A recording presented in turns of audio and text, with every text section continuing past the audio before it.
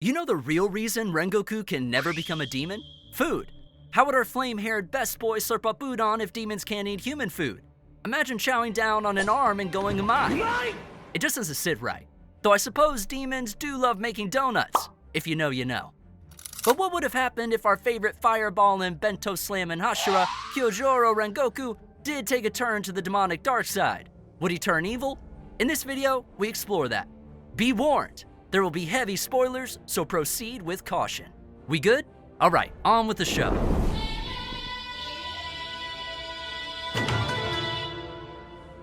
Let's review the scene in question. Two powerhouses, both at the top of their respective organizations, face off under the moonlight amongst the carnage of the Mugen Train incident. Flame Pillar of the Demon Slayer Corps, Kyojuro Rengoku, and Akaza of the 12 Kizuki, Upper Moon Rank 3. And at the height of the tension between them, Akaza pops the question, Rengoku Kyojuro, would you make me the happiest demon on Earth and spend the rest of your life with me? Well, I'm paraphrasing, but let's be honest, it wasn't that far off. Akaza's definitely got some Flame Hashira posters on his bedroom wall. Become a demon, Kyojuro. Let's first try and figure out why Rengoku would say yes to that. In the movie, Rengoku lays out exactly why he would never be like Akaza, besides just, well, not liking the dude. It's because their senses of value are completely different. Akaza is a Darwinist, meaning he strongly believes in the concept of survival of the fittest, a culling of the weak where only the strong survive and whittle each other down until only the strongest remains. This is why Akaza wants Rengoku to become a demon in the first place, because he views Rengoku's humanity as a shackle, holding the Hashira back. Rengoku, however, believes the opposite, that the strong have a duty to protect the weak, and that the fragility of humanity is what makes life worth living. But here's two reasons why I believe Rengoku might interpret this moral dilemma differently. The first is his sworn duty to protect others. For all of his malice and brutality, Akaza isn't really wrong here. If Rengoku became a demon, he certainly would be a lot stronger than he currently is. Rengoku is fighting practically past the peak of human ability, whereas as a demon, that same bar would be his starting point, the default, meaning he would be able to get so much stronger with time. And if you do a little shonen multiplication here, the stronger you are, the more people you can protect. And so, in a battle for his life, Rengoku might do the math in his head. If I became stronger, I can make the people around me safer. But I hear your retaliation. Rengoku would never do that. He's a Hashira. It's taboo. He never trusts a demon. Which brings me to my second reason, Nezuko.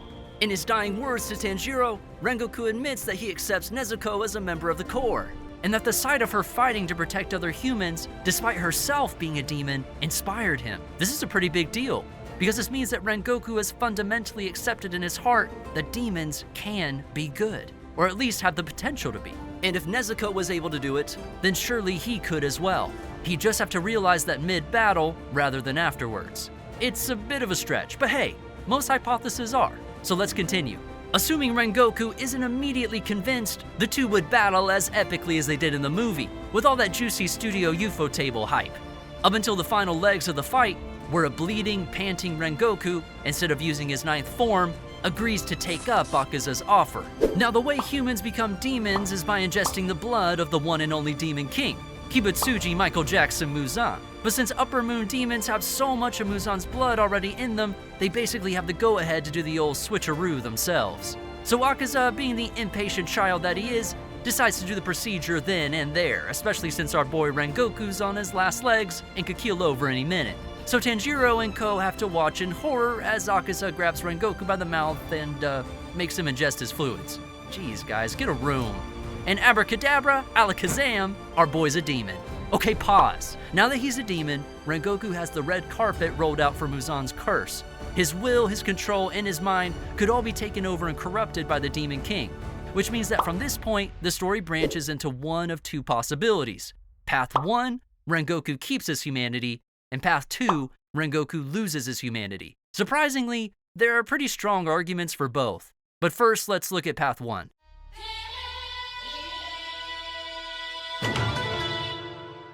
For all of the control Muzan has over his demons, there are two exceptions. Tanjiro's sister, Nezuko Kamado, as mentioned before, and our favorite demon doctor, Lady Tamayo. Plus Yushiro, but they're two peas in a pod, so they count as one. It's yet to be revealed in the anime as to how exactly Tamayo freed herself from Muzan's curse, but we know she and Yushiro sustain themselves through the help of drugs. Nezuko, on the other hand, is able to shake off Muzan out of pure strength of character. Her unshakable desire to cling to humanity and love for her family are what allowed her to shake off Muzan's will, and she's been going strong ever since. Yep, even Demon Slayer isn't immune to that power of friendship trope. But this is great for Rengoku, because it means that the biggest reason Akaza wanted him to become a demon at all is also the biggest reason why Rengoku will never fully be one: his indomitable will. Since his introduction, Rengoku has been consistently characterized as a being of great spirit, fiery passion, optimism, and strength, saving lives and kicking ass with a smile on his face. If his body's past his limit, his blazing spirit will keep him going, which you can see when he's able to hold on to Akaza and keep him in place while literally impaled through his chest. Tell your Apple Watch to clock that. And if he's able to cling to an upper moon while on the brink of death, why wouldn't he be able to cling to his humanity against Muzan's corruption? Sure, it's one of the rarest occurrences in demon transformation in the history of the world, but if anyone Hashira were able to retain their humanity against all odds, it would be old Caterpillar Eyebrows himself. So what happens next? Akaza feeds him. Rengoku buckles as he feels the demon blood rocket through him. His body endures immense pain as the transformation begins. His wounds heal, and for a minute, the former flame pillar becomes unrecognizable as his eyes turn feral. His pupils dilate into slits and he gets up toward the innocent humans he just saved before he pauses. And he turns back to Akaza, blade raised, the signature determination returning to his eyes. This, most likely, would mark Akaza's swift removal from the story. Let's talk perks. As a human, Rengoku held the rank of one of the 9 Hashiras, the absolute best of the Demon Slayer Corps. This already makes him one of the strongest humans, if not one of the strongest characters in the series. He's capable of extraordinary physical feats, being able to sense demons before they appear, moving faster than the eye can track, and fighting on equal grounds with an upper moon with fatal injuries, broken bones, internal bleeding, and a missing eye. Groovy Japan estimates him being able to run at about 256 kilometers an hour, which means the man is faster than a bullet train and hits like one too. His endurance and strength are his pride and joy, and that's not even including his swordsmanship skills. As a demon, all of these feats as a human would instantly double, if not triple, and in the future they would all get much stronger as the limits of his body have skyrocketed. Now factor in his flame-breathing techniques, which would have their own increase in speed and power, and you've got yourself a monster of a swordsman. On top of that, Rengoku drank upper moon blood. That already makes the scale of these buffs insane, but more importantly than that, it gives him access to blood demon arts almost immediately, giving him another set of powers to play with. All it took Akaza was one wrong move to end up in the pinch he was with the human Rengoku. But with all those demon buffs, plus let's not forget upper moon level regeneration, sorry kid, you're out of luck. The Demon Slayer Corps now has a powerful addition to their arsenal, the first demon pillar, Rengoku Kyojuro. With the death of his precious Akaza, who is not only an upper moon but also a personal favorite, Muzan would be mad. He would likely take drastic action and mobilize the upper moons in a much bigger way than what played out in the Entertainment District arc, which speeds up the whole storyline. Rengoku, being half demon, would likely be treated with extreme caution at first, but then gradually seen as an ally. What would ensue for Rengoku after this would be a journey of self-acceptance, change, and restraint, coming to terms with his new body and his new strengths and weaknesses. He would have to give up the light of day and would come to question his human nature, questioning his own choice, but also whether this might be the future of demon slaying. Become the enemy to end the enemy. On top of this, he would also be in a constant fight for his own humanity, as Muzan, with knowledge of his existence, would continue to try his level best to take over Rengoku. The Flame Hashira would be in a constant war with himself, making his presence a total wildcard on the battlefield. At this point, it's likely that the Corps would be as hesitant to send him onto missions as they would with Nezuko. But when push comes to shove, he'll likely make his appearance as a final stand, where his arc would culminate in either falling to Muzan's will or accepting himself and saving the day. And that's how it would go down. Rengoku's path diverges from the selfless admirable leader to the selfless admirable prisoner, a warrior of the light, skulking in the shadows, a pioneer between the two worlds of human and demon, not knowing which way he will fall. A nuke on the battlefield. Extreme power at an extreme cost. And that's the best case scenario. Now let's look at Path 2.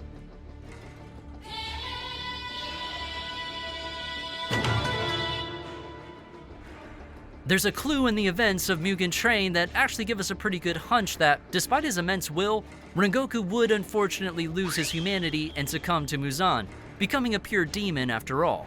In the beginning half of the movie, back when we thought Enmu was the main threat, we see 4 children enter the minds of the 4 sleeping Slayers, attempting to kill them by destroying their souls from within.